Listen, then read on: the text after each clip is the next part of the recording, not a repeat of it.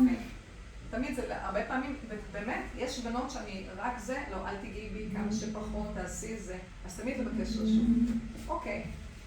אני נוגעת בשיער, תוך כדי שאני נוגעת בשיער, אני פותחת ואני בודקת את טיב השערה, את העובי של השיער, וגם את הטון של הצבע, אוקיי? תוך כדי.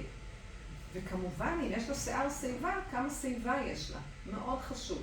עכשיו, הלקוחה מגיעה בתלונה, נכון, שהיה פעם הרבה שיער, ועכשיו השיער נחתך לפחות, הוא כנראה נקצץ בזה. קצת מאוד. כן, יופי. אז אני, קודם כל, כשאני מכניסה ידיים ואני מושכת, אני יכולה לקבל אינפורמציה, האם השיער נשאר לי ביד? תראו מה ההבדל בין נשירה לבין קריאה של שיער. אם אני לוקחת את השיער הזה, מלפפת אותו סביב היד ומושכת, מה אני אקבל? קריאה של שיער, נכון? ככה אני יכולה לדעת.